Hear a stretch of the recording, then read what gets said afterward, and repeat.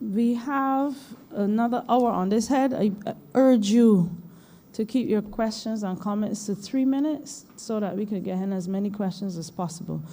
We continue with the Honourable Member for St. Michael South. Thank you very much, Madam Chair. And good morning to the Minister and to our staff, of course. In keeping with the direction of the Chair, I'll be very brief. But I just feel that this ministry is doing such important work, Minister. First, I wish to commend you for the wonderful work you are doing in the Ministry of People's Empowerment, and I wish you and your staff all the best. So I have two very brief questions. The first is in relation to, because persons complain about the role of the social workers, sometimes the welfare officers, but I do know there was a time, and I'm not so sure what's the present position, where the client-to-staff ratio in the ministry responsible for assisting the most vulnerable was such that it made it very difficult for persons to be able to effectively serve that population. I'm just wondering what is the current ratio, or at least the current workload, because I do know that it was very, very stressful on the staff. And to give Barbadians a sense of what really was the challenge in the ministry, because I know persons would like immediate and one-on-one attention, but I think we are all aware of that challenge, and I just wonder if that's still the case. That's the first. And then the second is specifically as it relates to the elderly population, Madam Chair. And I'd always had a concern. I wrote my master's dissertation on the elderly, and I always had a concern in relation to the way the elderly is treated sometimes. I mean, we've heard reports of the elderly being abused, people taking their pension, cashing their checks. What checks and balances are in place now to protect the elderly population? And of course, given the age that we are in these days with Corona and the concerns related to them, what level of care, especially in NAB, is being assigned to address some of these concerns? Thank you. Thank you very much, Honourable Minister. Good morning, honourable members. Your concern is a valid one, Minister. We do have tremendous challenges, and they're even larger now than ever before since the Department of the Elderly has been assigned to us in that particular way. And yes, we would always have to make requests for additional staff, because you will appreciate that if our numbers are growing by the minute, then we will need the necessary staff members to help to facilitate some of the requests. And of course, there are those vulnerable families as well who rely on the services through the social workers and others. And therefore, we are making our efforts to be able to ease that particular situation. So the client-to-staff ratio still needs to be improved as we go on. We have taken cognizance of the economic situation, and here and there we've been trying our best to ramp up the numbers, but unless the finances are available, we'll not be able to do it to the best of our ability. But we are trying, and I'm sure that some of the honourable members here, members of staff here with me, the distinguished members of staff here with me, will want to do elaborate on it a bit in both the area of the clients and of course those elderly folk who need that extra special attention. And our home health workers have the training, they're going to do what they have to do, but as I said, our numbers are growing and we really need to step up whatever services need to be offered so that we can make their lives comfortable as they age and go through these various challenges. Madam PS, would you let me to, yeah? Yes. All right, I want to focus a bit on them, on the elderly, where we have done our surveys. A number of agencies have given us information, and we have got a listing of our most vulnerable individuals. And that has come up a lot because we were looking at disaster management and how climate change is impacting on the society here and in the rest of the world. And so our most vulnerable 500 individuals, they have been visited. some of our social workers are still in the field. They are working with the 500 most vulnerable families as well. So that is an extra load that they're carrying at this point in time.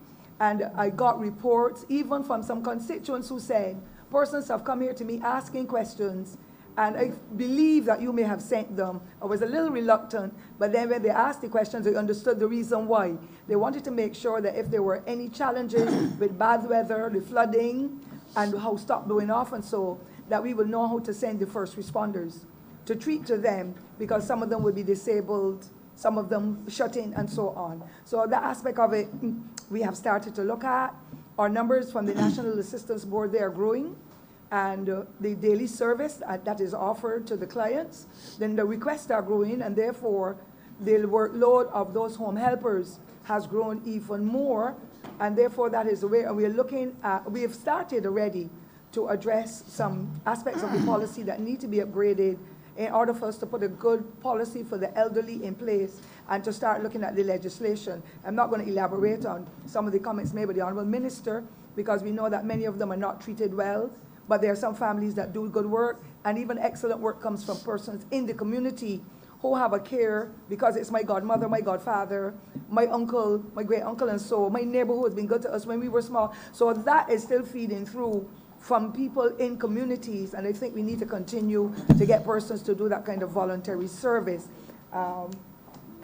Miss Wilson, you may wish to add anything to the elderly component that has been raised briefly, and then we could probably look at the client staff in another conversation. Ms. Wilson is the director of the Home Health Department.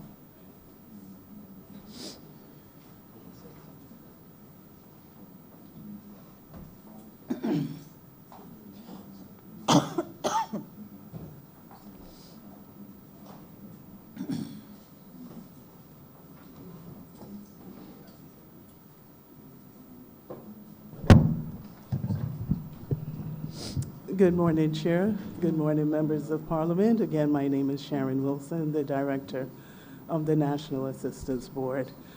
In reference to the COVID situation, COVID-19, NEB,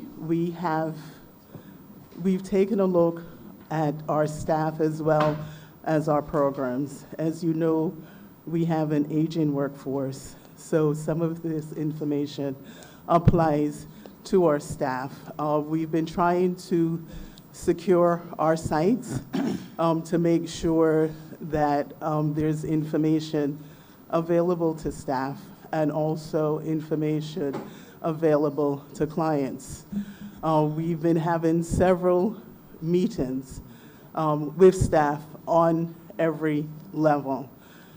With our heads of section, our supervisors, we've been having site meetings in order to get each site prepared for the eventuality. As you would know, we have Vauxhall Senior Citizens Village. We are putting together visitation protocols, and we are going to reduce our visiting time at the village. We have secured a space where persons can visit their loved ones, and we're also securing a sick bay at the Vauxhall Senior Citizens Village. With the Jarvis Dunner Elderly Daycare Program, we have secured a sick bay in the event that someone is sick until they can get help. We have restricted the way participants are dropped off at the Jarvis Dunner Elderly Daycare Center. In terms of our shelter, the Clyde Gollop Shelter, we have designated an area where persons can visit. We have also reduced the visiting time at this shelter. In terms of our home care program, we have been trying to get supplies for our home care workers in terms of sanitizers that they would be able to use to take them into the field. we have been giving them the information that they need. There's also going to be the trainer session where staff will be trained, and then they would be able to train other persons in regard to the COVID-19. Also, we are having a general staff meeting. We're pulling everyone together.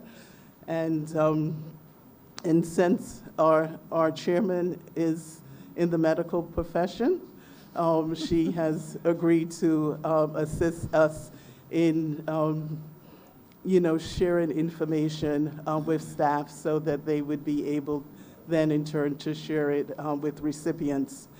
We also have 20 recreational activities programs in all of the parishes in Barbados.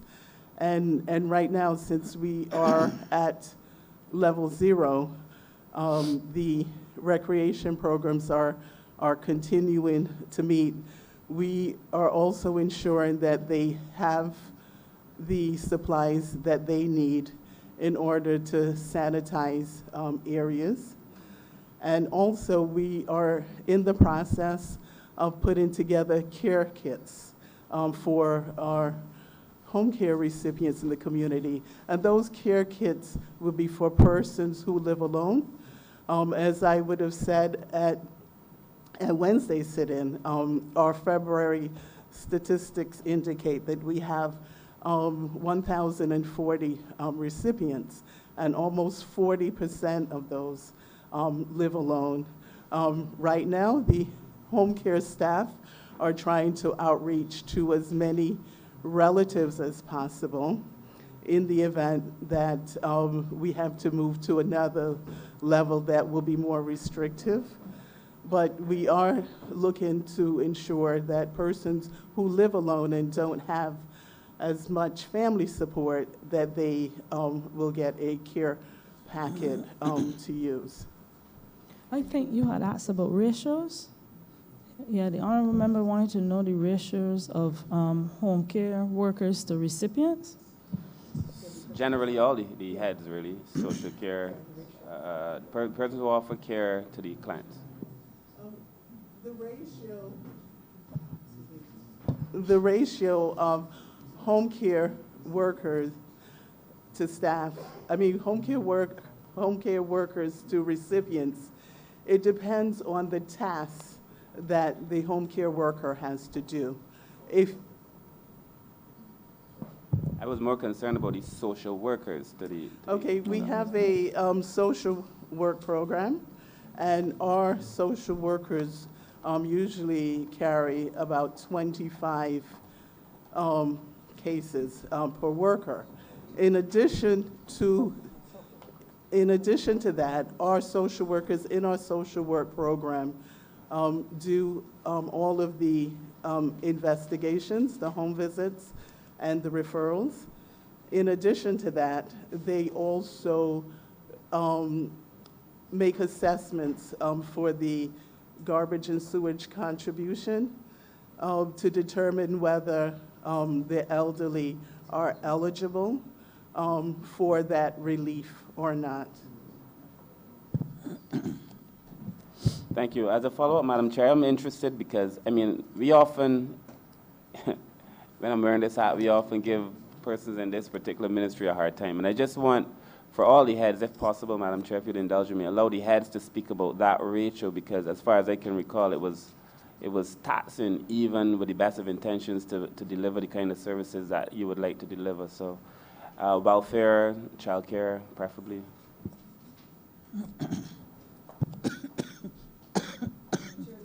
Just invite Mrs. Willett, who is in charge of the welfare department, to please explain what's happening in her department briefly, so that members will be apprised of exactly what the situation is.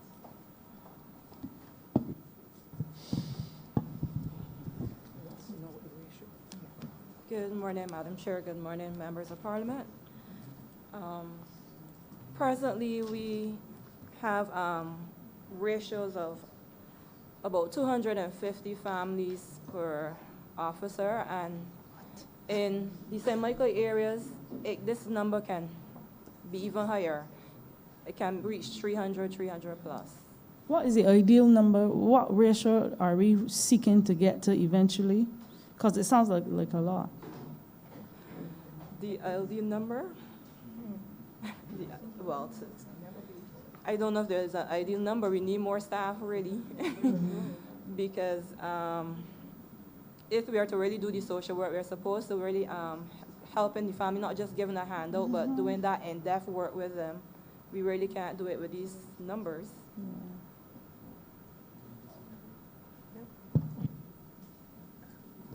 The other heads.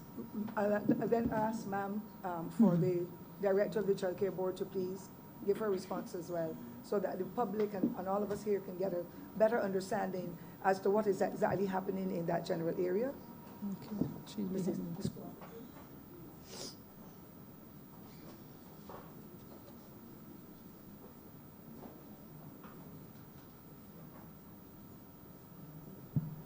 Good morning, Madam Chair. My name is Joan Crawford. I'm the Director of the Child Care Board. With regard to the number of staff, we have 17 child care officers, and the caseloads range from 49 to 200.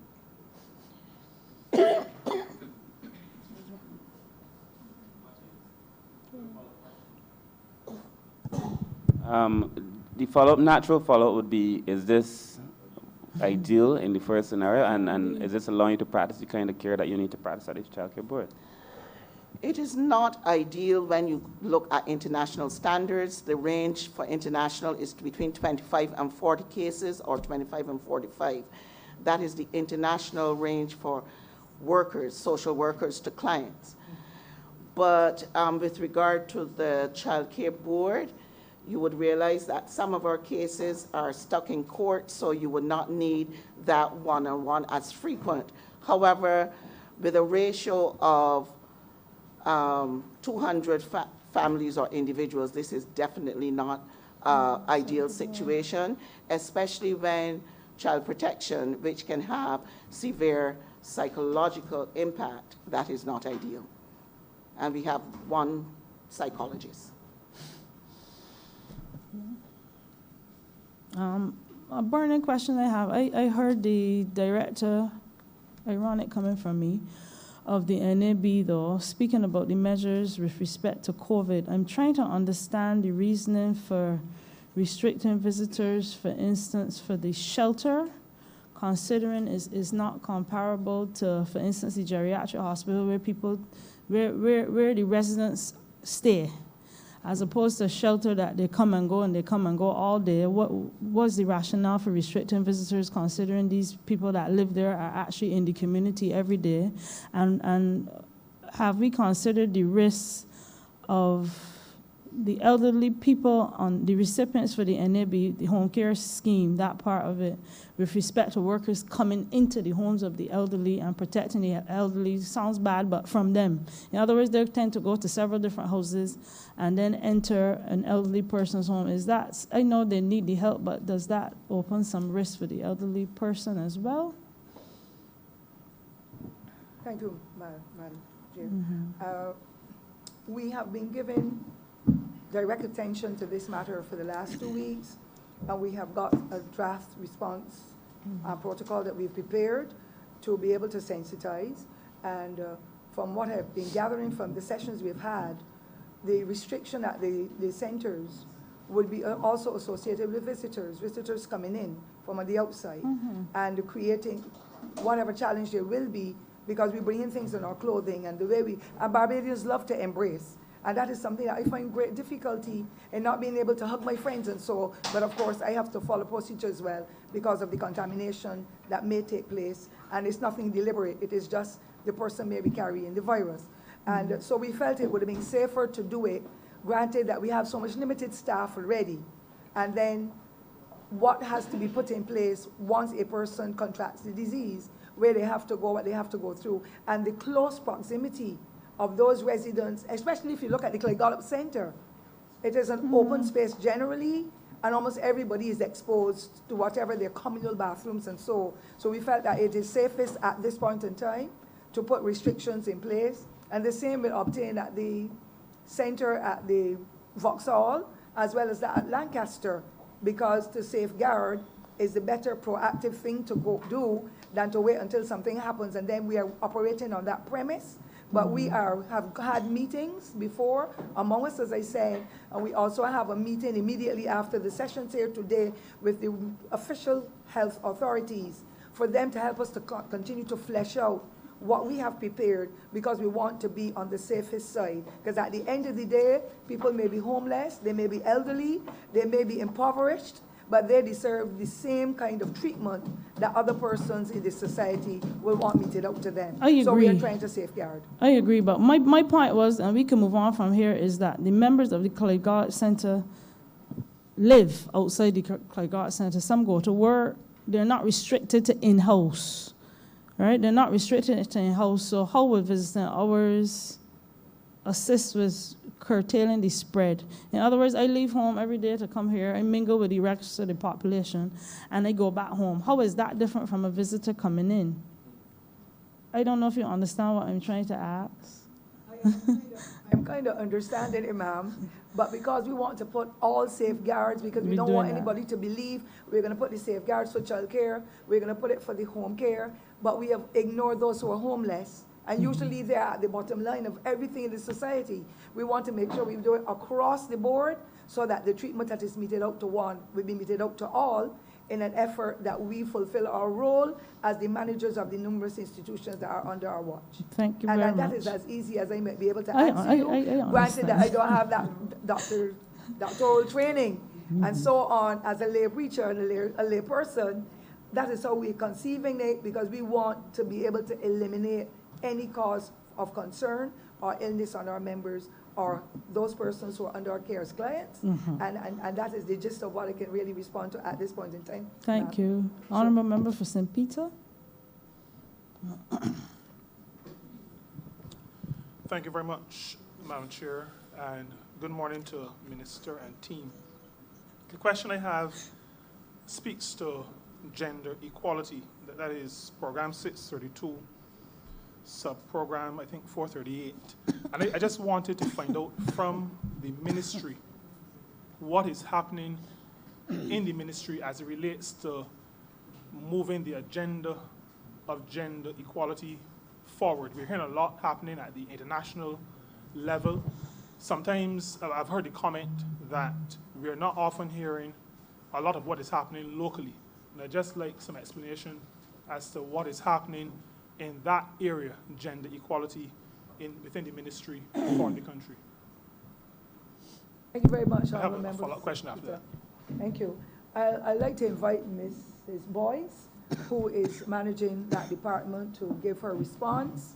But the honorable member can be assured, and the rest of Barbados, the fact that it was called the Women's Affairs Bureau before, and now we call it gender, the emphases are to incorporate our males into whatever is happening so that they too can be the ones who are heading up families and working with individuals and so on. For too long, we've heard of men in crisis, and Madam Mrs. Boyce, who is the gender affairs manager, she will be able to give us some insights as to what has been going on, to be able to help to strengthen our men and give them that kind of measure of authority and love and affection that is necessary, especially when we see what's happening with our male children, our boys in particular, at this point in time in our history. So I'll give over to Mrs. Boyce, please. Good morning. Chair, good morning, members of Parliament. The Bureau of Gender Affairs is the focal point for gender in Barbados. We have concentrated over the years in terms of women empowering both men and women. We have done a lot in terms of the men since 2000, where we started to look to address the needs of men through health care. We've done a lot of work in that area where we sought to encourage men to take more responsibility for their own health. And we've also done, in collaboration with the men's health groups, as well as the Anglican Men's Association, we have done a lot of public awareness in that area. We've also done a lot in terms of sensitization about domestic violence, both for males and females. We've done a lot of work at the community level in terms of paternity leave, where we not only just sought to get the public perception on whether paternity leave was necessary or not, but to help men and women to understand the role of men within the family and how important it was for men to be involved at the area of their children's lives from inception, because research has shown that when men are involved in their children's lives from inception, that there's a greater family bonding. We've also done a lot in terms of masculinity. We've targeted the secondary schools, the third and the fourth formers mostly, and we have an annual program where we teach the young boys from the secondary school about what it is to be a male. We've thought about what it is to deal with conflict and to handle conflict.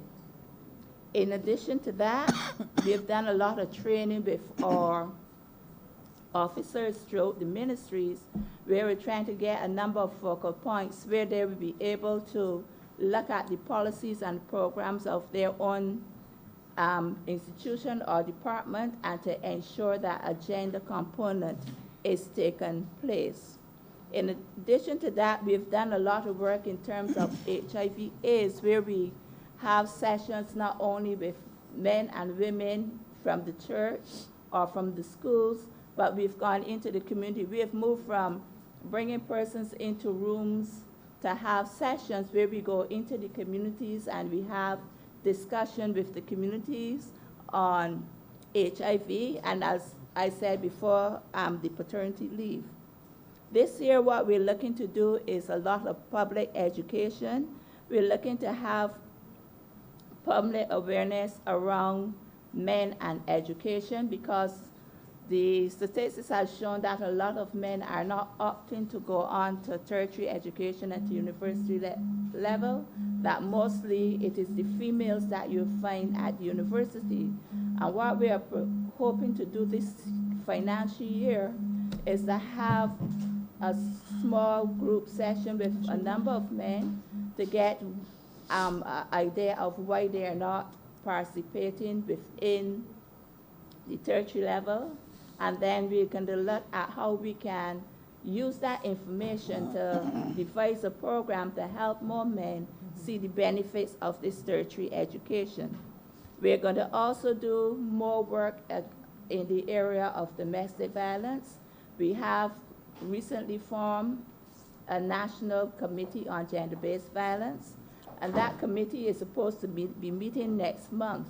And one of the tasks of that committee is to come up with a program or a gender action plan on domestic violence, and they're also going to be responsible for sensitizing the public and doing further work in that area.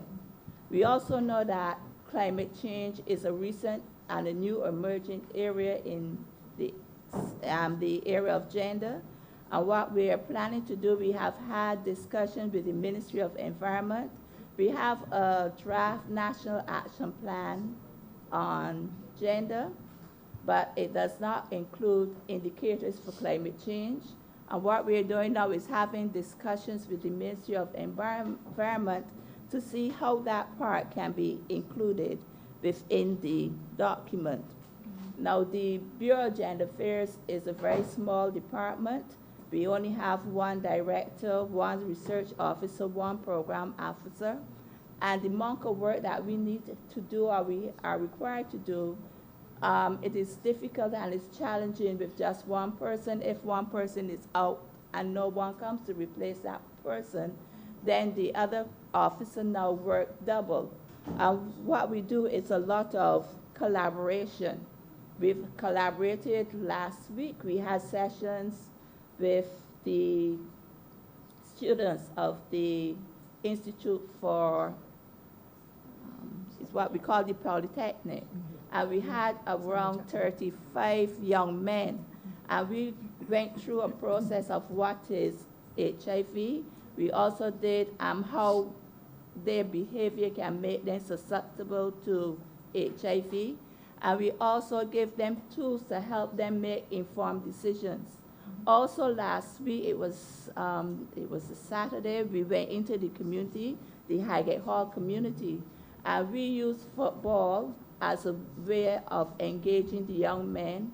And also at that community, Highgate Hall community is the Cadet Corps, and we had those young men, and we had over 200 persons at that activity where we were able to sensitize them and give them information on the various areas that would impact young people's lives.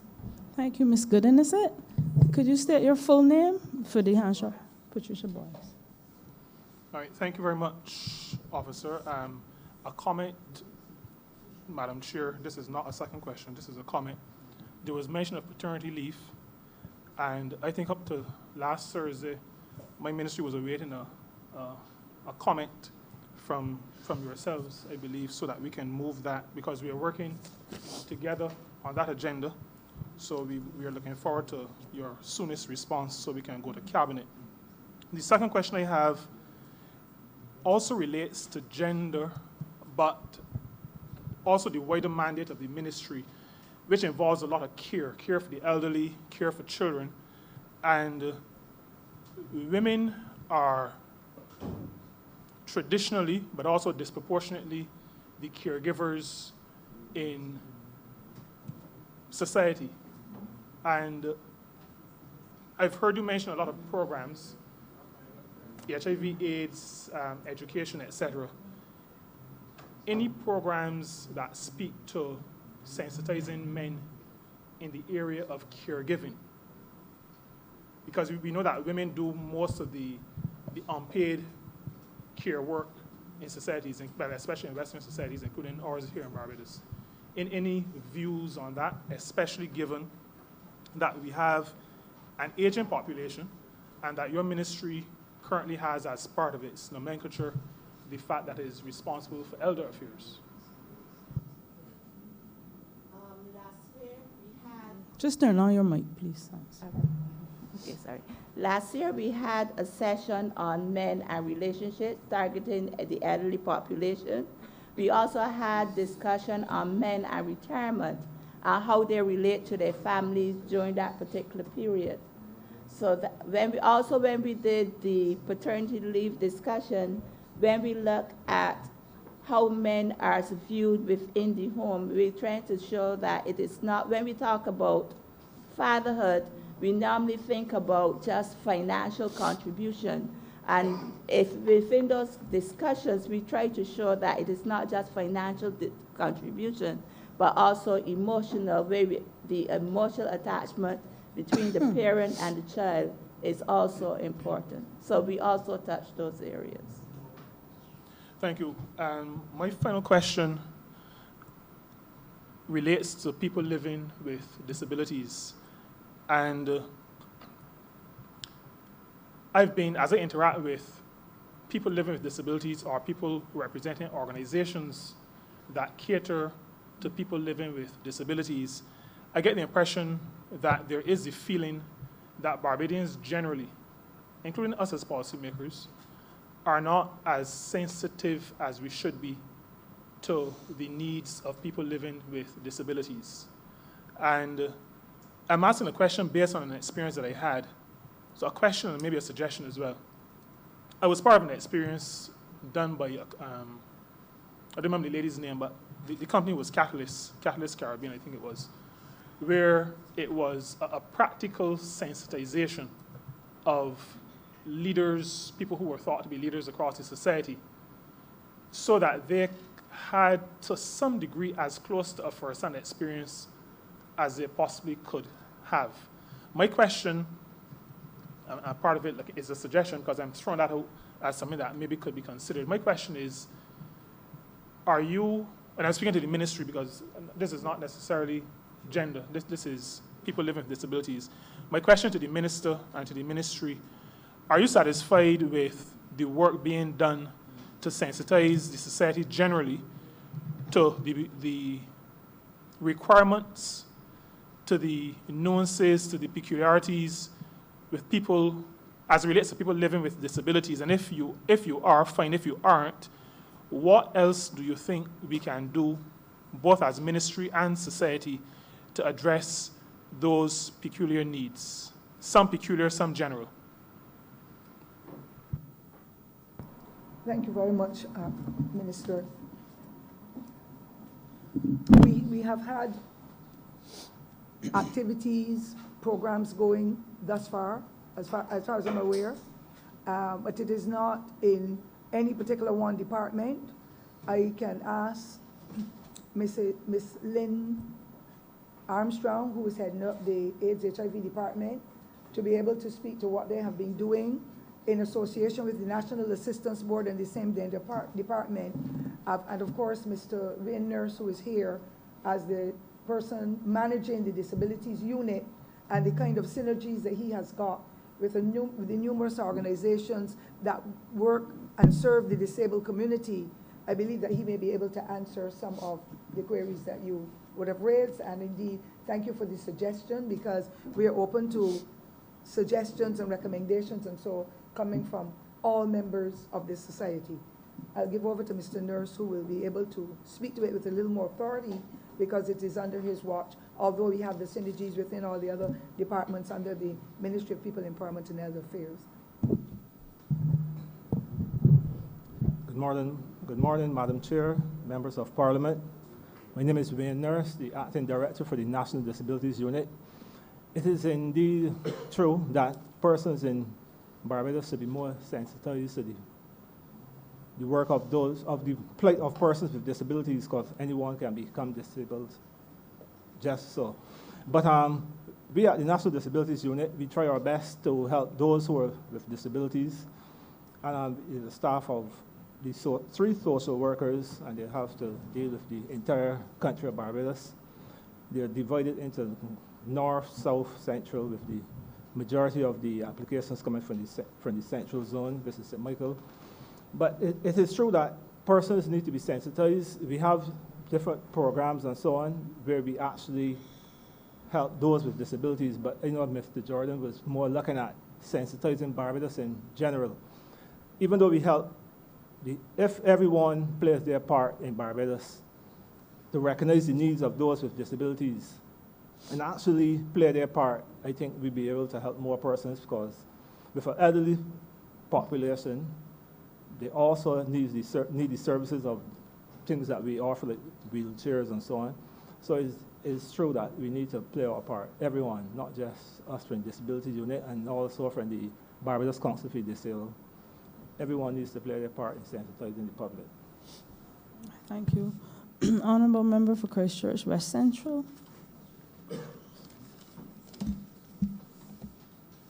Thank you, Madam Chair. A pleasant good morning to Minister and her entire team.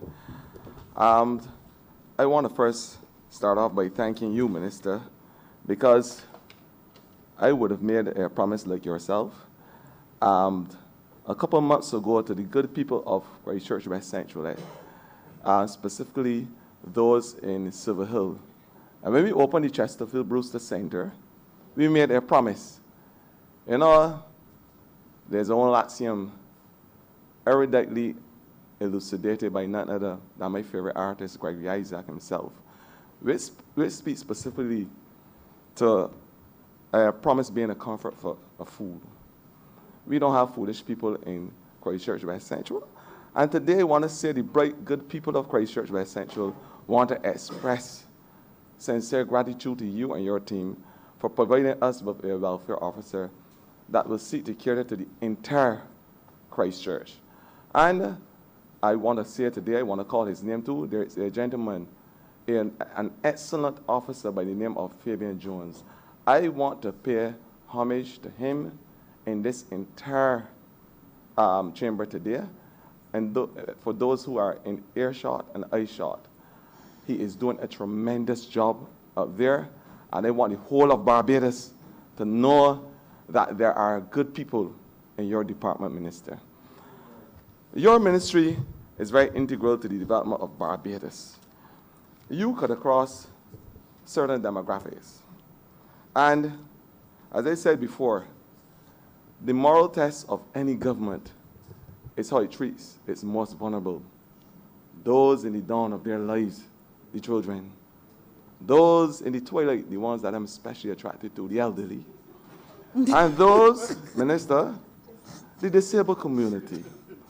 I want to say to you that we as a government, with your leadership, intend to pass this moral litmus test.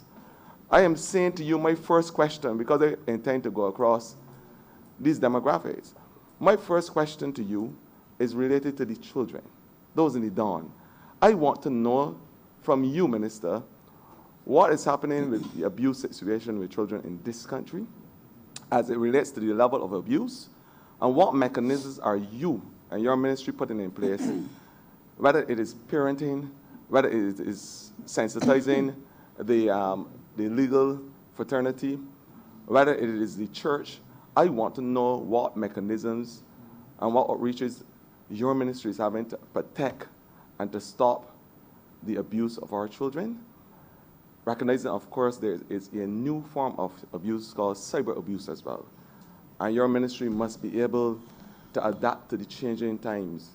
I want to know from you if there are any safe haven mechanisms put in place after these cases where those children could be protected and where that there could be an environment of care, love, and affection that they need after they are recognized as an abuse situation. I want to know from you what your ministry is doing for these children who will become the future of this country. Thank you, Honorable Member. I agree with you that we do have some new challenges, as there will be across the world, especially with the cyber abuse and so.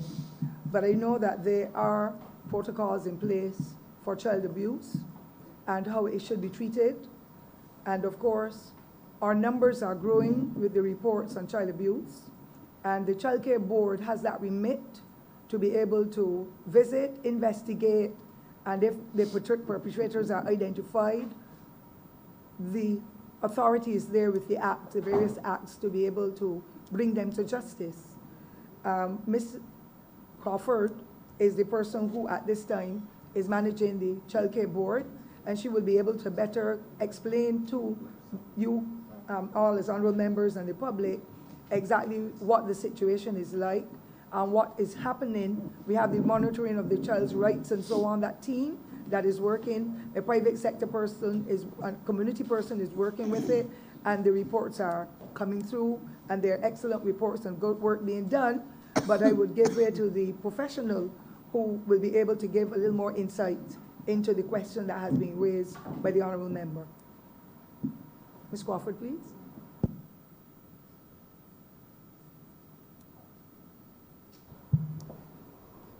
Good morning once again. The issue was raised about cyberbullying. For the past 2 years, the Child Care Board has been engaging in education of children. We started with the primary schools. We've been working with the primary schools. We've also worked with secondary schools, and we have been doing that with some assistance from UNICEF. So there's an ongoing program with regard to cyber abuse. On the issue of abuse generally, there's ongoing education. We go to Parent Staff Association meetings, we go to schools, we go to churches. Anywhere that anyone would have us, we tend to do that. We also have pamphlets that when persons come into our department, they're given. We have been doing some wider pamphlets that we give to other agencies and departments so that they can circularize them, which talks about good parenting, positive discipline, and those issues that would impact on abuse of children. With respect to if a complaint is made to the board, What has to happen is that it has to be investigated, and we look at the risk associated with the complaint. When that risk assessment is done and there is a need for a child to be removed from the place in which that has taken place, there is, we tend to go family, community, last resort, residential care, and we look at alternative situations regardless if it's foster care, community care, family. So there is an arrangement where persons who have been identified to be at risk can be removed from that environment. The second component which works with that is the referrals to the Royal Barbados Police Force. They are responsible for investigation under the Prevention of Cruelty to Children Act, the Sexual Offences Act, or any other relevant legislation that would impact on that. It is at that time that the Director of Public Prosecution would do the necessary if to bring that matter to court. That is not the jurisdiction of the Child Care Board. Oftentimes you hear, well, what is happening with the men, etc. Our work tends to focus on the victim and trying to make that victim as healed as possible, reintegrating and understanding what has happened to him or her that would not have been a result of his or her fault. I'm sorry, do y'all take part in training or sensitization of the police officers? We did in the past, and we're looking now to revisit that so that persons will understand under the relevant protocols. We are in the process of developing a toolkit so that everybody would understand what is their role in the process. So we are re-engaging in that way. My next question obviously goes to those in the twilight of their years, the elderly. And I speak with glee when I said to you, Minister, that there was an event, an annual event called the Senior Games that I look forward to with anticipation and fibrillation of my heart.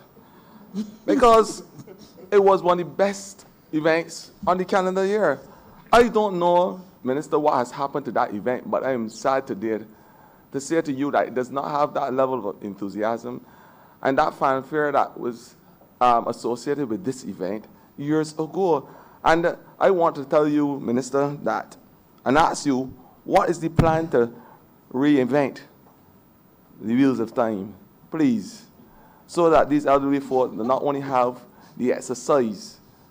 Of course, we know that there are more prone to the chronic non-communicable illnesses, but the exercise, because one of the things about exercise is if you're happy doing it, it redounds to increased benefit. What I'm saying is, what are we doing about those senior games so that they can rival what is happening in the secondary school? Because they believe, and I know at some point in time, those participants, especially the ones who won the events, their particular disciplines, would have had the opportunity to go overseas and represent Barbados. I want to know what is happening to this event and how can we make this event the marquee event of our local championships and sporting championships. Can you please elucidate for me, please? Thank you very much, Minister. I love your enthusiasm when it comes to working with the elderly. It's a great joy. It is a great joy. Since I don't want to generate any, Madam Chair, I am not sure where the comedy is coming from, but I was really very pragmatic in what I'm saying, in that there are very few people nowadays, it would seem, who reach out to the elderly with that kind of enthusiasm. And I want to thank the Honourable Minister for helping to bring it to the fore. And I am really very happy to be an integral part of the National Senior Games. I fit into the category very perfectly now, ma'am, and became first in the race we had last year, where it was a revival of what happened in the past, where the interest had dwindled quite a bit. But last year, we were able to see numbers generate. And of course, we've got a number of institutions that are catering to those who are aged or elderly, as we would rather say, and aging with grace, like BAMSAC and BARP and those institutions, among many others in the communities who came on board last year, and we had one of the most wonderful times. It's a pity that the Honourable Minister did not participate in that race where we would have beaten him. But ma'am, I'm getting as serious as ever because we have started again this year, having reaped that measure of success. Last year, we have started our plans. Things are at the stage where we are ready for June again this year for the National Senior Games. And we are still keeping our focus on live well and live long, because that is what is really happening in Barbados, where people believe that by the time you reach 60, you should really shut up and go home. But it is, and the kind of investigations that are taking place, and when we see how our population is aging, there are persons who are 65 and 70 and even 80 who still have a tremendous contribution to make, and it is our duty to continue to look after them because the non-communicable diseases are taking over, and we want for our elderly to continue to live long and to live well. And so the last year, because of our showing at the stadium and the excellent outcome, we're integrating the youth and the activities at the stadium again this year, if the Lord spares our lives, so that that intergenerational linkage can come in, because you would appreciate that a lot of young children are home with parents and grandparents and others, but there's little or no dialogue or interaction, and we want to make that activity a family-oriented one where individuals will come, teams will come, and actively be engaged. Last year we had some visitors from in the region, from the Virgin Islands, and they were extremely excited at the concept alone. They participated, and this year we're looking at going regional to be able to invite some of our regional brothers and sisters to be on board and to be able to get involved to make that tremendous change. I'm going to, Madam PS, give any other further detail, except to say that last year we were so happy to have a centenarian and two other persons in their 90s who walked and brought over the torch from Combermere School to the stadium to start the games. So it goes to show that we are really looking after the needs and the interests of our elderly as we go through this era of Barbadians becoming older, living longer, but we must add in that component of living healthier, because if they're not in good health, then all of the challenges fall on the backbones of the whole economy, but more particularly the hospital with the drug service and communities that will be impacted upon them if they are unable to help themselves. But I will rely on Madam Permanent Secretary. I said enough? Yeah, in the interest of time, yes, I may have, but I believe that the Honourable Minister could add anything else to it, and I hope that my response, ma'am, will help him to be able to continue to rejoice and enjoy his life as he continues to admire and work with those who are aged to give them that sense of pride and wanting to live even longer as they have the relationships linked with the youth. I can only promise you, the Honourable Minister, that I will do my best to make sure that the very sinew of my collective being goes towards having, ensuring that those persons are protected and that they can enjoy the twilight of their years. Minister, my last question to you relates, and you would have answered a part of it in your opening remarks as it relates to the disabled community. This is another area that I'm very sensitive about. And I want to know from you, because I realize that your ministry is making certain steps, because we have to make the next step in the right direction for these persons. And you have I saw that you opened the center for them, which will provide proper accommodation, and then you're doing your best.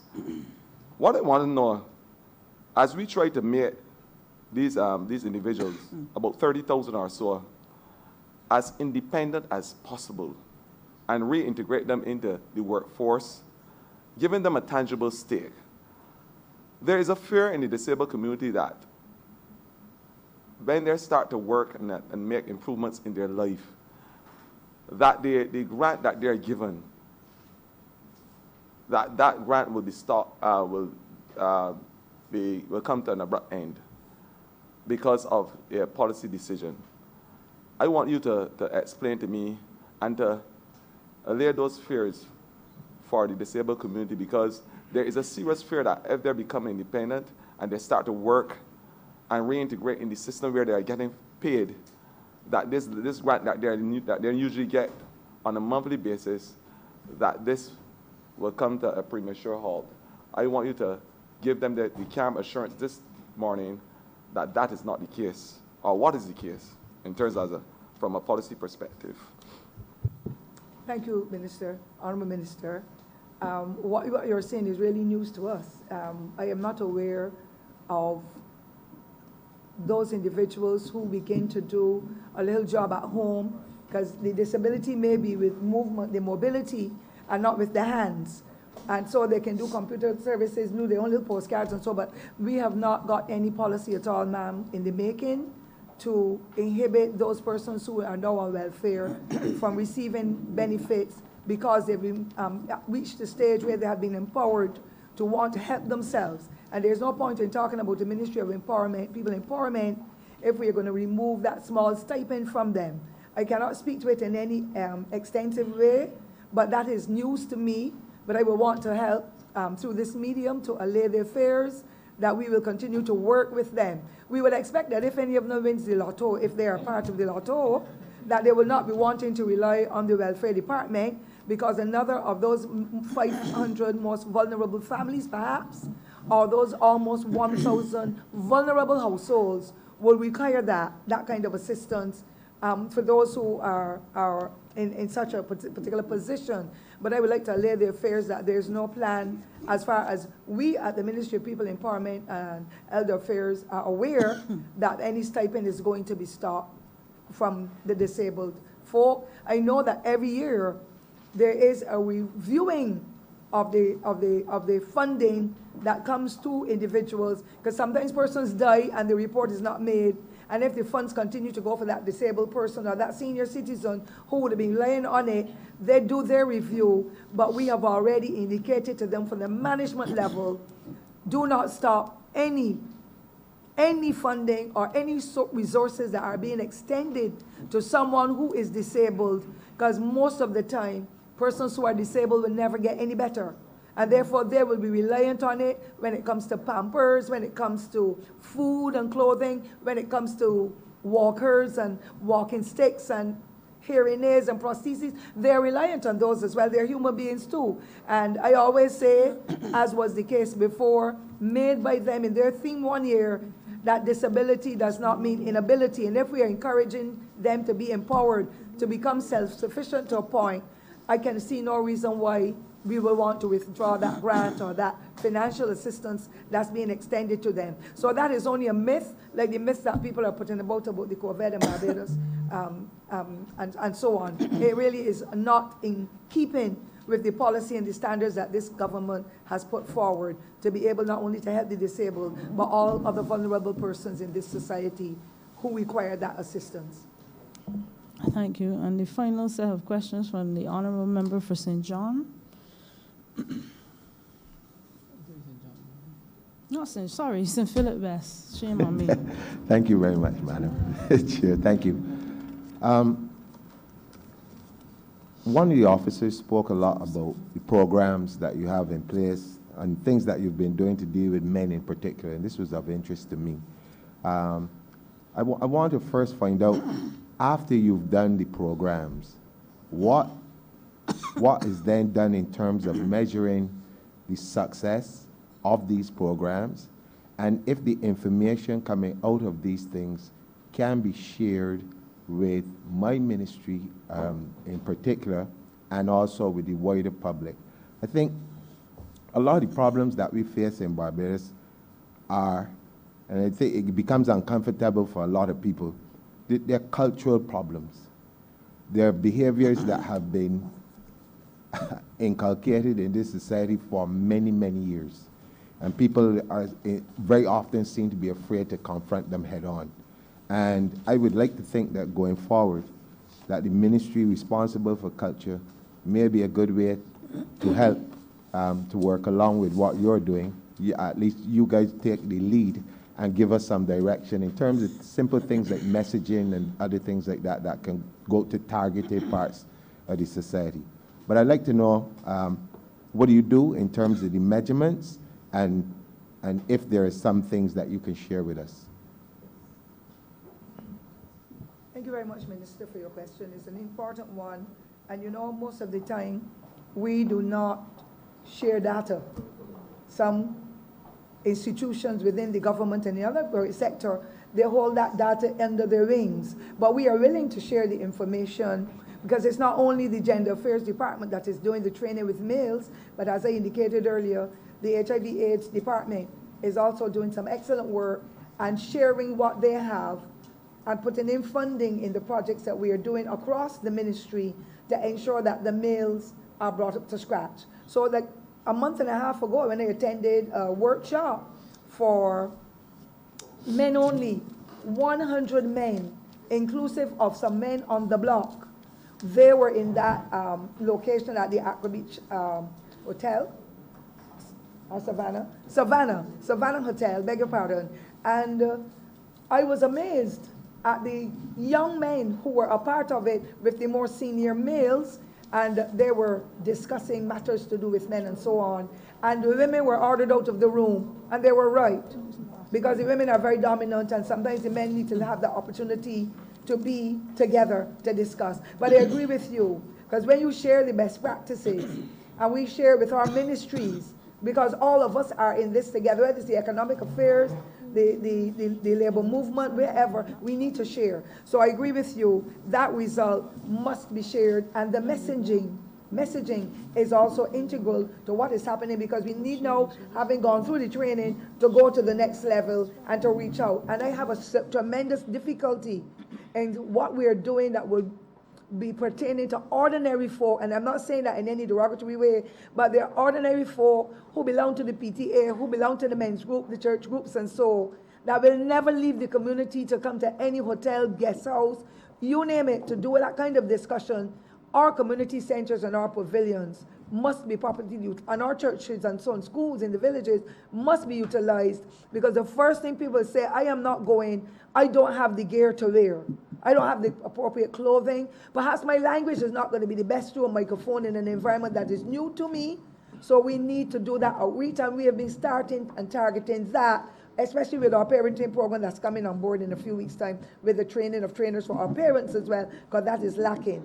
But I will let Mrs. Boyce, with the expertise that she has in that department as manager, to say to you exactly what has been happening, so that the new ideas that we'll share here today, coming from our colleagues here, will help us to be able to shape as we go forward into the new financial year, so that we can turn Barbados around and let our men know that we treat them with the love and respect, and the contribution that they make is extremely integral to what is happening in this society, because we are one people together, and the men and the women must work together in unity if we are to save our society, especially the new generation.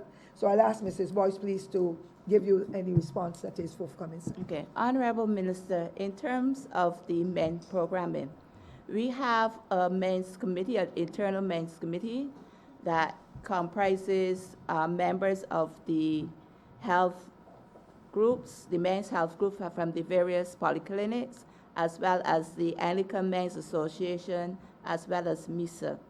What we do, we meet on a regular basis, and they develop programs. When a program is done, there's always a rapporteur at that session, and this rapporteur submits a report. What happens then is that they have a session afterwards to look at the outcome of the program, what took place, what needs to be done, and how can it be improved. And they use that information then from that program to look at what is the next program they're going to put in place, and also as a means as to evaluate the success of that program.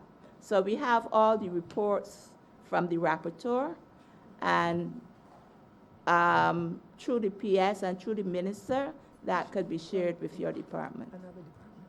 Thank you very much. last one. My last question goes to the family. When I was a child, our concept of a family was mother, father, and nuclear family, as they would call it back then. Families today have changed. The world around us has changed. But oftentimes when I come into conversation with some people, there are still these very well-ingrained prejudices towards the different types of families that we have now. And people oftentimes will blame a lot of the problems within families on this very thing. Could you speak a little bit to the programs that you have which would help to get people to understand the changes that have taken place around us and will continue to take place around us, and what are the fundamental tenets of strong families? Because I think that if we don't do that particular type of messaging, we're still going to be battling with old ways of looking at things and the other prejudices that come across for that. Even in terms of the extended family, from my own experience, the extended family was very important in the past in helping single parents and others to raise children. Today, that seems as if it's almost going through the door. So I'd just like to know what the ministry is doing in terms of getting these types of messages out there, and how, again, how could my ministry help if needed? Thanks. Very much, Minister. I agree with you that we have changed our family structures and what families do together and how families are treated generally. And I would not want to give my experience here in the interest of time, but indeed we have fleshed out the components of what we will want to offer to the public, acknowledging that families are falling apart. They have not fully fallen apart because there's still some decent, hardworking people in the communities who are nurturing children on evenings after school when their parents are out working, especially if they're working shifts, and they're doing an excellent job and should be honored for nurturing 4 and 5 little children rather than have them running all around when people taking advantage of them. And of course, we heard about the abuse and so on that has been taking place among our children and affecting our children. So I am really very thankful to them. Those people in the communities who are helping out, those persons who are working at the schools, helping to do things with them with the before and after care programs. Those are critical as well when parents are both going to work and the little children are dropped off to school at 7 o'clock. So that system has already been put in place, and those persons who are heading up those activities, they are doing an excellent job. I speak with a measure of authority for the little school in the village where I was raised. They call it Holy Innocents High, because there is a program there, and that's where my grandchildren would have had their own preparation in a job like this because they live with me. So we are doing that, but we've pulled together our own program, and we have had the expertise of Parados and others to give us the guidelines and to lay out the plan going forward during this financial year to be able to ensure that we reach more families and tell them the intricacies of parenting. It does not have to have a degree. One does not have to have a degree to be able to parent. Our parents did not, but because of the extended family units, we were able to hold our children together and pass on those values and the mores and the spiritual development and so on. But the separation now into the new kind of family units where it is now mom and dad perhaps alone and little children on their own. And I talked about the latchkey children who go in at 5 years old and they're there until 7 and 8 o'clock, and they can go on the devices, go on the TV, eat what they feel like. People could come and board them and push them in the house, take advantage. So I know that our whole society is changing, and I am thankful that the Ministry of Culture is reaching out to us because we can find synergies, we can find ways of community programs that will help to strengthen what we are doing.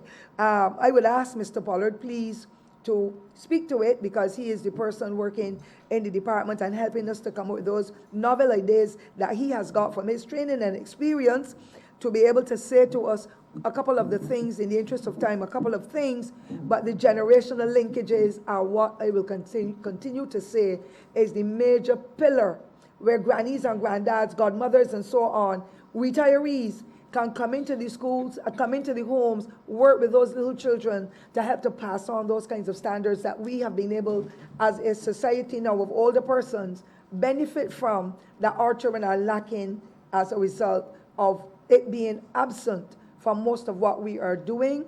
And I want to thank the churches as well. A lot of them do excellent work. But I'll give over to Mr. Pollard. Since I'm no longer in the teaching system, I may not be current because I'm in that Elder Affairs department.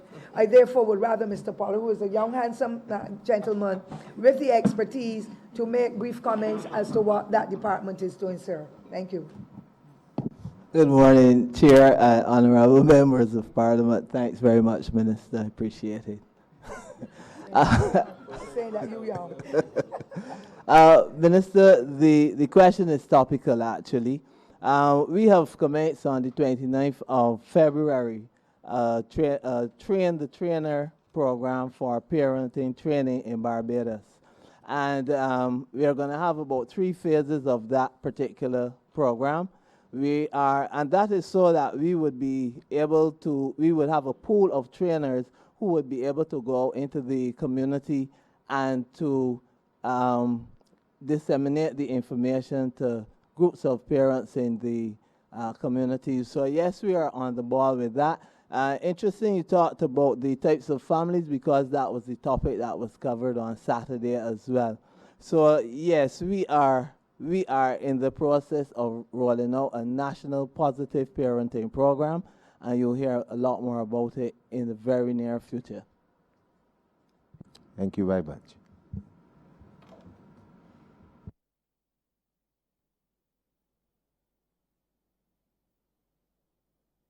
I saw my daughter can't come home, and we know it's very westernized now, with a list of the different types of families.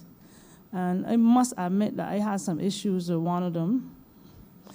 Are the parents being involved in your, for instance, well, I guess this might be Ministry of Education, involved in what they want their kids to be exposed to with respect to different types of families? I hope you get what I mean. Yes, Chair.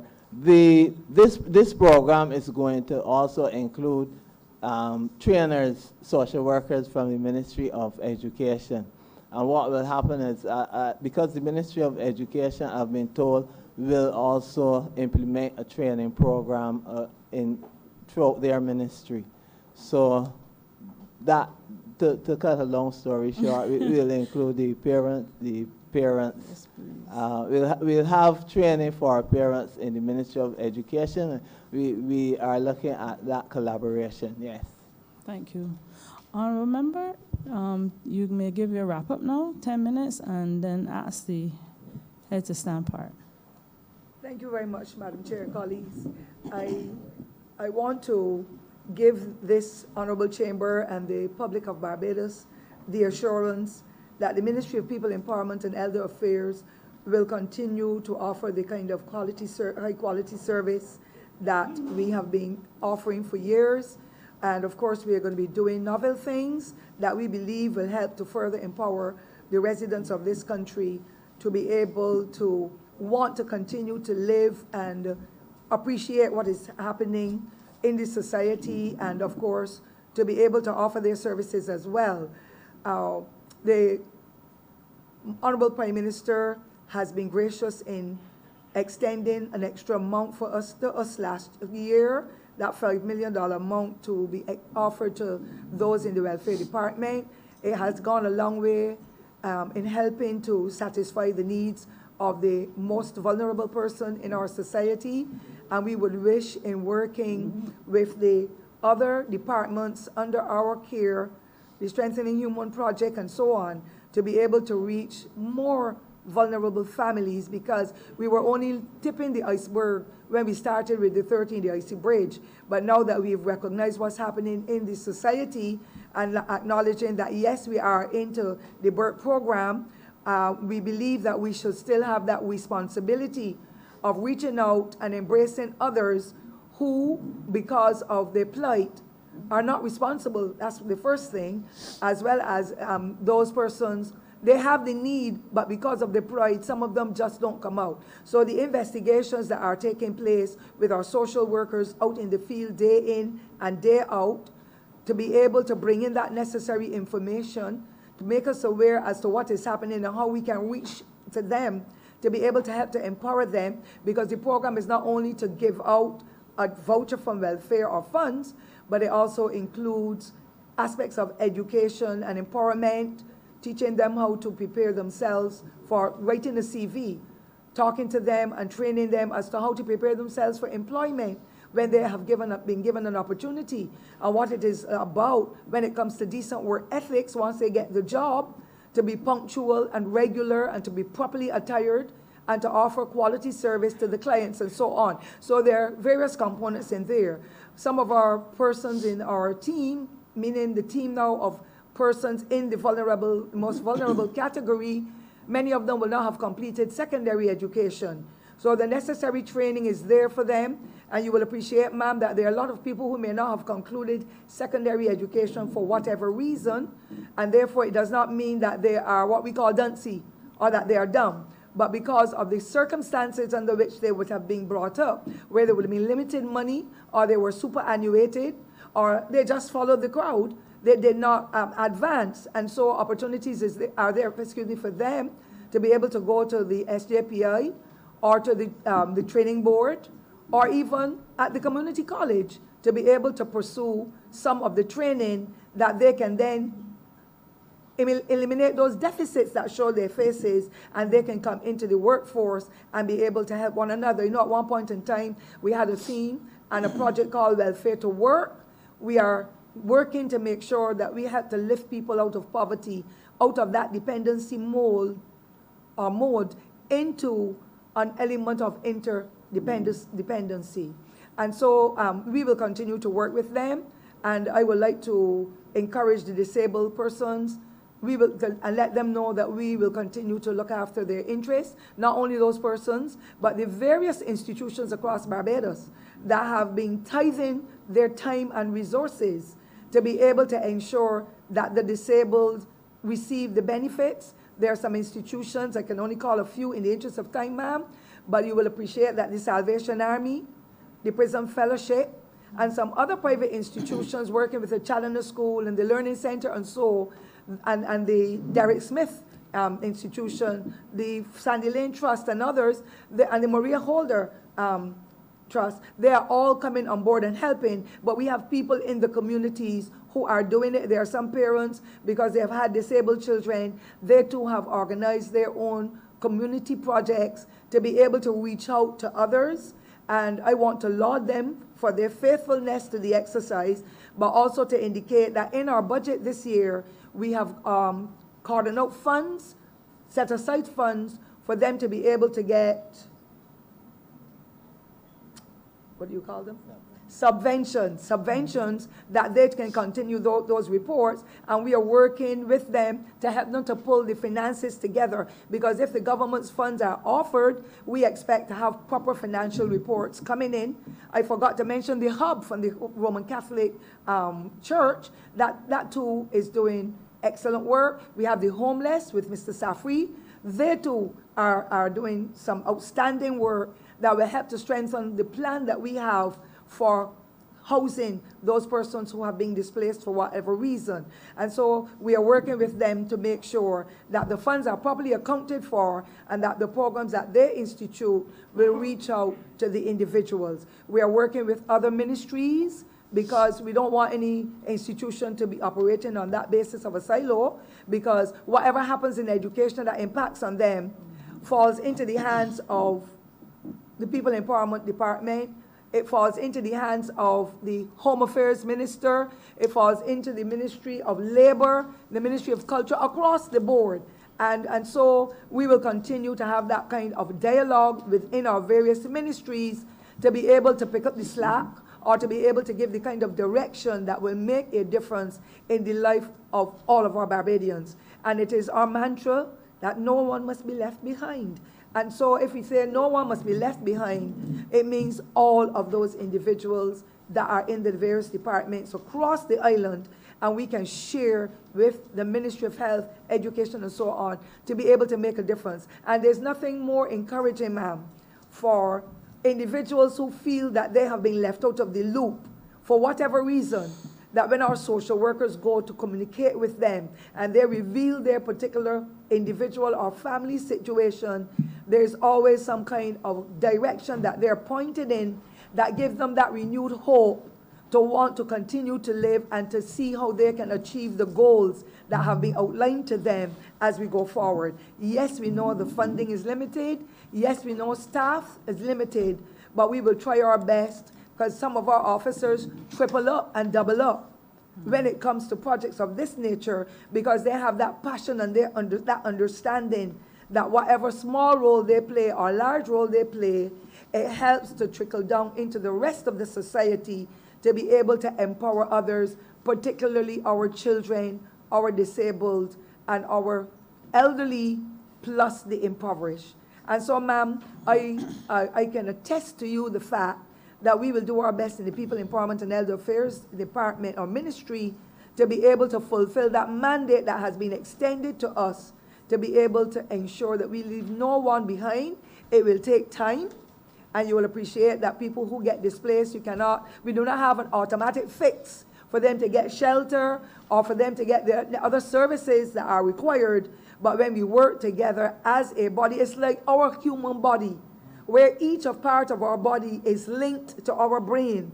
And the hands have their own role to play, the teeth have their own role to play, the brain has its role to play, the feet have their role to play. And once we pull together all of those synergies, I am sure that we will be able to make Barbadians understand and be able to determine that these distinctive ministries, when they come together and pool the resources, human and otherwise, that we can make a difference in their lives. And as I said, it can't happen overnight, but we will continue to work together. And bit by bit, little by little, I believe that within the next 10 years or so, we will be able to help to do with the elimination of poverty to an extent, and of course to the other vagrancies that impact on the lives of individuals. I cannot close except I extend our sincere gratitude as well to those other international institutions that have come on board to be able to work with us. As Mrs. Crawford has said, UNICEF, we have PAHO, we have so many FAO, we have so many other international institutions that offer grants and so on to help us to strengthen the projects that we are doing, the IDB as well, to strengthen the projects that we are doing to be able to make a difference in the lives of others. Yeah, and I say, ma'am, as I close, when we reach out and touch another life or another heart, it gives them that kind of inspiration to want to go forward. And I close by asking those among us who are now retired, who have come out with excellent skills, having government and then they themselves as personal sacrifices they would have made to be able to go to do training, whether it be locally or overseas, the retired social workers, the retired teachers, police officers, health workers, fire officers, and so I am pleading to them today from this honorable chamber, ma'am, come on board and work with us, not only in our department, but in education and health and others, because we need those resources more than ever. Because they have retired, it does not mean that they are now useless. We want them to come on board, because when we rely on their expertise, we can then have them working in communities, helping us to be able to shape families, to deliver to them, the parenting that is necessary, to deliver, making sacrifices, to talk to all young girls about modesty and caring their bodies, and I don't want to say deferring of sexual activities, but living those wholesome aspects of life as young children, especially those that are under the age of 16 and 18. Once we have persons in there who can mentor them and give them that extra guidance to put them on the path of being upright citizens, I believe that we will be able to go further in life. And I cannot close without thanking the faith-based organizations, the sporting facilities, and the persons who work therein for coming on board and giving us of their service of the highest level and they are asking for nothing. It is our duty to extend to them our sincere gratitude at this time, because we do not always get it to do it on an individual basis, but we thank them and all other institutions, including the media, for helping us with the messaging and helping us to reach the rest of Barbados to be able to serve those particularly who are less fortunate that come under the watch of all of these ministries compiled to be able to make the difference in their lives. So we want to go from dependency to dependence and to interdependence with the various projects that we are pursuing. And we want to thank the Honorable Prime Minister and her team for helping us to be able to chart this path and to provide us with the necessary funding to be able to deliver most of the programs and policies that we are pursuing for this new year, 2020-2021. And I wish to thank my staff as well. They are one of the most devoted teams, and I have to say publicly here, when it comes to pulling together for us to be able to come to offer the programs and the policies that are offered to the public to make a difference in their lives. And I want to thank them from the bottom of my heart and on behalf of the government as well. Could you ask that the head stamp? I therefore, ma'am, wish to ask that head 35 stamp part to the tune of $71,775,745. Question is that head 35, Ministry of People, Empowerment and Elder Affairs, stand part. All honorable members in favor, please say aye. Aye. All honorable members against, please say nay. Methinks the ayes have it.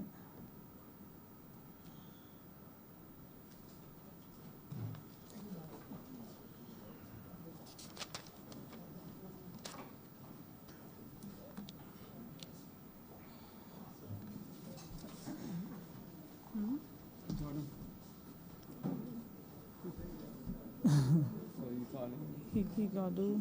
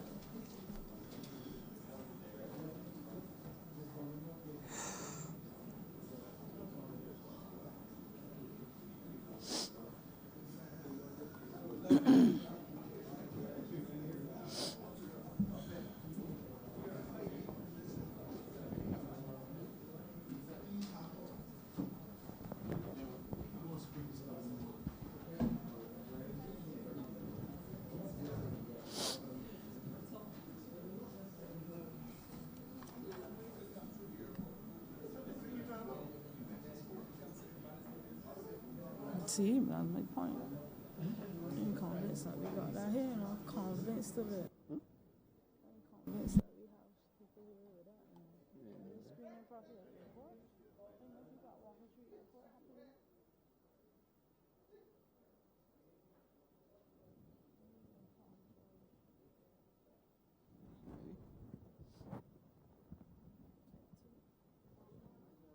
Head 10, Governor General, in the amount of $1,988,865. Madam Chair, I beg to move that head 10 do no stamp part. Beg to second that. Question is that head 10 stand part. All honorable members in favor, please say aye. All honorable members against, please say nay. Methinks the ayes have it. Head 11, Ministry of the Public Service, in the amount of $8,759,327. Madam Chair, I beg to move that head 11 do no stamp part. Beg to second that. Question is that head 11 stand part. All honorable members in favor, please say aye. All honorable members against, please say nay. Methinks the ayes have it. Head 12, Parliament, in the amount of $9,200,000. Madam Chair, I beg to move that head 12 do no stamp part. Question is that head 12 stand part. All honorable members in favor, please say aye. All honorable members against, please say nay. Methinks the ayes have it. Head 13, Prime Minister's Office, as amended, in the amount of $97,698,566. Madam Chair, I beg to move that head 13 as amended do no stamp part. Question is that head 13 as amended, stand part. All honorable members in favor, please say aye. All honorable members against, please say nay. Methinks the ayes have it. Head 15, Cabinet Office, in the amount $15,598,529. Madam Chair, I beg to move that head 15 do now stand part. Question is that head 15 stand part. All honorable members in favor, please say aye. All honorable members against, please say nay. Methinks the ayes have it. Head 17, Ombudsman, in the amount of $457,265. Madam Chair, I beg to move that head 17 do now stand part. Question is that head 17 stand part. All honorable members in favor, please say aye. All honorable members against, please say nay. Methinks the ayes have it. Head 18, Audit, in the amount of $944,249.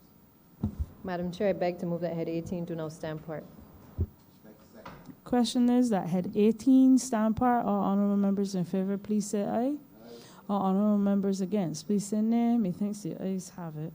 Head 19, Treasury, in the amount of $54 million.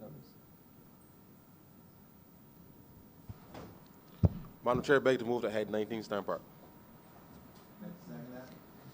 Question is that head 19 stand part. All honorable members in favor, please say aye. All honorable members against, please say nay. Methinks the ayes have it. Head 22, Ministry of Information, Broadcasting and Public Affairs, in the amount of $2,935,214. Madam Chair, I beg to move that head 22 do now stand part. Question is that head 22 stand part. All honorable members in favor, please say aye. All honorable members against, please say nay. Methinks the ayes have it. Head 27, Ministry of Tourism and International Transport, in the amount of $7,338,095. Madam Chair, I beg to move that head 27 stand part. Question is that head 27 stand part. All honorable members in favor, please say aye. All honorable members against, please say nay. Methinks the ayes have it. Head 28, Ministry of Home Affairs, as amended, in the amount of $33,500,996. Madam Chair, I beg to move that head 28 do now stand part as amended.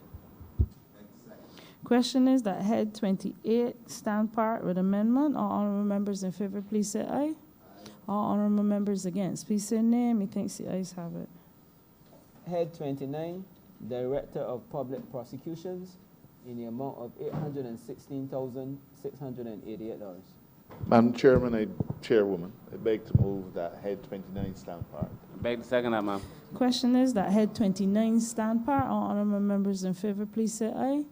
All honorable members against, please say nay. Methinks the ayes have it. Head 30, Attorney General, in the amount of $74,724,405. Beg to move that head 30 stand part. Second.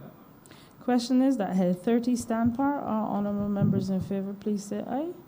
All honorable members against, please say nay. Methinks the ayes have it. Head 31, recommitted and amended, in the amount of $14,141,075. Madam Chair, I beg to move that head 31 as amended do now stand part. I beg to second that, ma'am. Question is that head 31, recommitted and amended, stand par. All honorable members in favor, please say aye. All honorable members against, please say nay. Methinks the ayes have it. Head 32, Ministry of Foreign Affairs and Foreign Trade, in the amount of $72,720,650.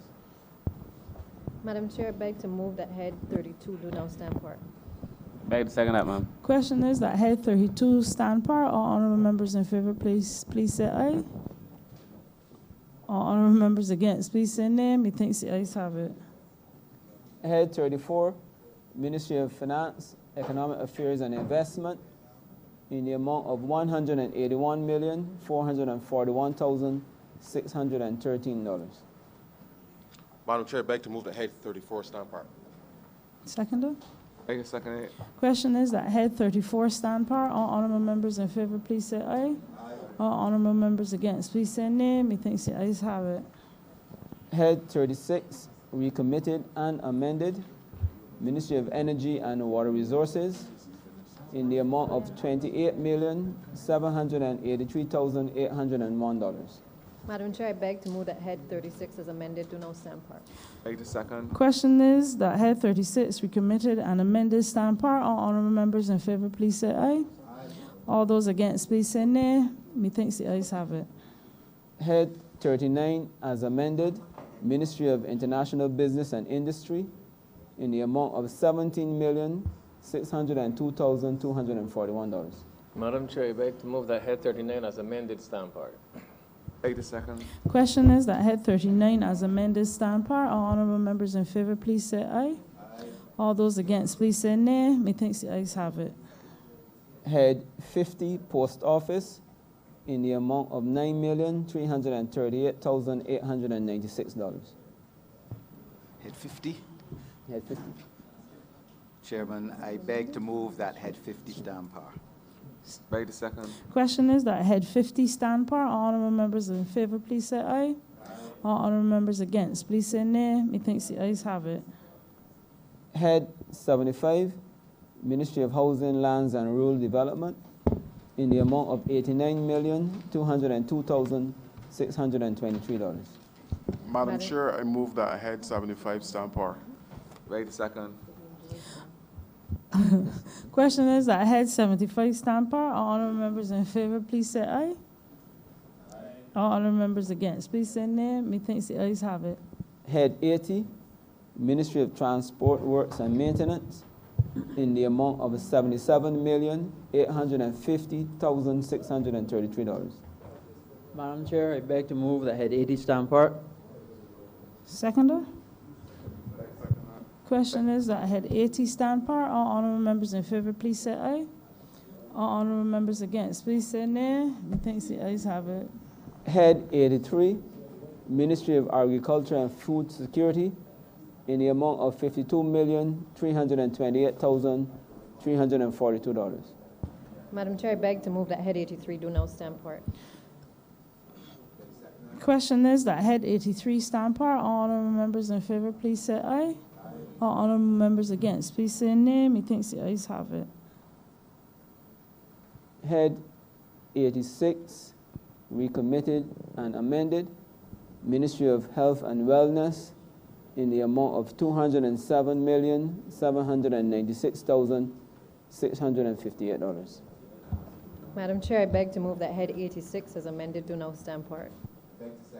Question is that head 86 recommitted and amended stand par. All honorable members in favor, please say aye.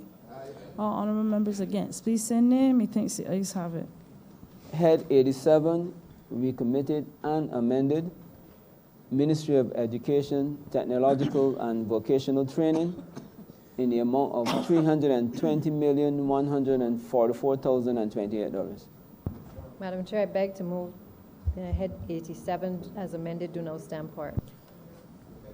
Question is that head 87 recommitted and amended stand par. All honorable members in favor, please say aye. All honorable members against, please say nay. Methinks the ayes have it. Clause 1. Madam Chair, I beg to move that clause 1 do now stand part. Question is that clause 1 stand par. All honorable members in favor, please say aye. All those against, please say nay. Methinks the ayes have it. Clause 2 as amended. Madam Chair, I beg to move that clause 2 as amended do not. I beg to second that. Question is that clause 2 as amended stand par. All honorable members in favor, please say aye. All those against, please say nay. Methinks the ayes have it. Clause 3. Madam Chair, I beg to move that clause 3 do now stand part. Question is that clause 3 stand par. All honorable members in favor, please say aye. All those against, please say nay. Methinks the ayes have it. Clause 4. Madam Chair, I beg to move that clause 4 do now stand part. Question is that clause 4 stand par. All honorable members against, please say all honorable members in favor, please say aye. All honorable members against, please say nay. Methinks the ayes have it. Schedule as amended. Madam Chair, I beg to move that the schedule as amended do not stand part. Be the schedule to Sorry, be the schedule to the bill. the bill. The question is that the schedule to the bill, The schedule as amended be the schedule to the bill. the schedule as amended be the schedule to the bill. All honorable members in favor, please say aye. All those against, please say nay. Methinks the ayes have it. Madam Chair, I beg to move that you do not report to His Honor the Speaker the passing of one bill in committee with a schedule. Question is, I do not report to the Honorable Speaker the passing of one bill in committee with the amended schedule. All honorable members in favor, please say aye. All those against, please say nay. Methinks the ayes have it.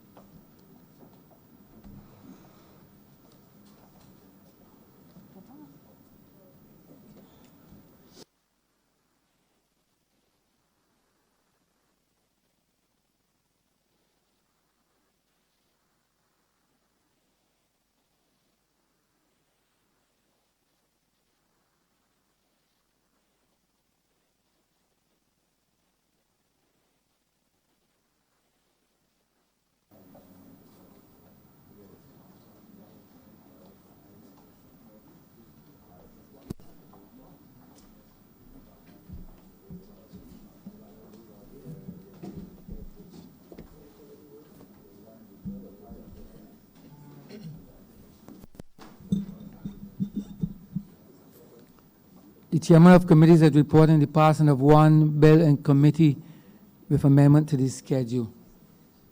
Mr. Speaker, I beg to move that the bill be now read a third time. Second. No? Second thing. Okay. You know, the second reader. The second reader.